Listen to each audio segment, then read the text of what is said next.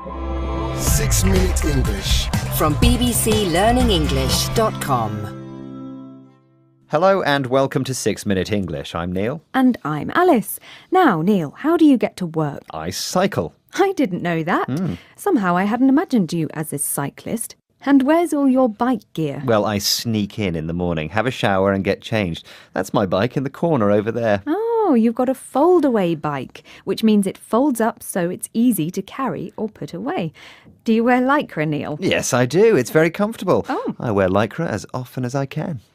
Lycra, by the way, is a stretchy fabric used in tight-fitting sports clothes. Well, I'll have to see if I can catch you on your way into the building. I'm intrigued about this sporty Neil I didn't know about. Intrigued means to be very interested in something. Well, Alice, I'm flattered. And today's show is about commuting or travelling between your home and your work. So how did you commute this morning, Alice? I got the tube. That's the subway system here in London, also known as the Underground. And it was a nightmare. We stopped in a tunnel for so long that people started talking to each other.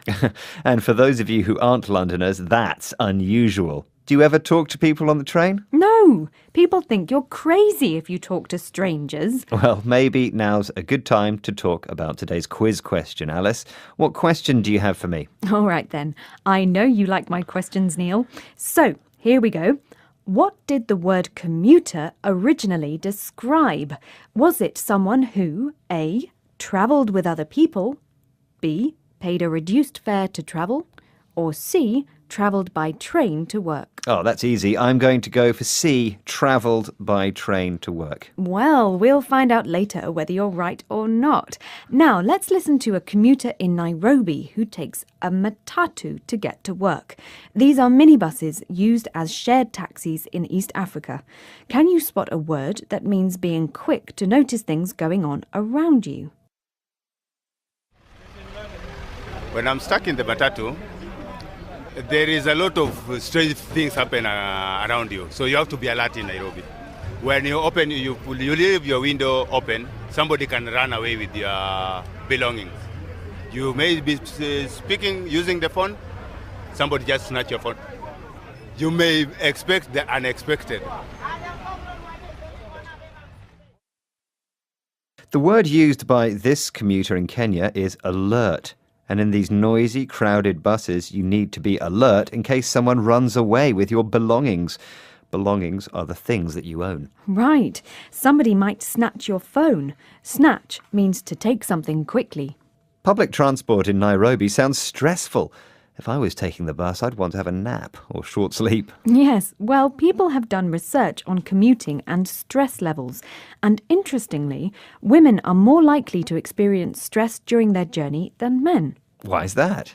Well, they're more likely to do something which is being called trip chaining, where they make one or more stops on the way to work or going home, for example, to drop off or pick up the kids from school.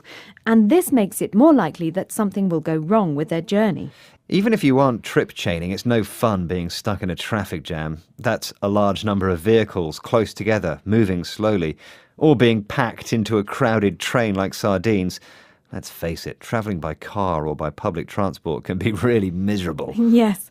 Packed in like sardines describes people standing so close together that they can't move, like fish in a can. So, let's hear how longer commutes can affect your health from US researcher Christine Heiner. My study found that adults who commuted longer distances from home to work were less physically active, less physically fit, weighed more, and had higher blood pressure than those people who had shorter commutes. The American researcher must be talking about commuters who aren't engaged in active travel, mustn't she? Because if you cycle a longer distance, then you're being more physically active. I think you're right for once, Neil. Yeah. And I better start going to the gym more. I don't like the sound of high blood pressure. Why don't you hop on your bike, Alice? Then we can both wear Lycra to work. That's a fantastic idea, Neil. Moving on. Here's the answer to today's quiz question. I asked, what did the word commuter originally describe? Was it someone who A. travelled with other people, B. paid a reduced fare to travel, or C, travelled by train to work. And I said C. Travelled by train to work. It must be right. And you are wrong, I'm afraid, Neil. It's B, someone who paid a reduced fare to travel. The Oxford Dictionary says the word commute comes from Latin commutare, from com, altogether, plus mutare, to change. The word was used in the US in the 1840s when people paid a reduced or commuted fare to travel by rail from the suburbs into the city. OK, can you tell us the words we heard today again, Alice? Oh, of course I can. Here they are.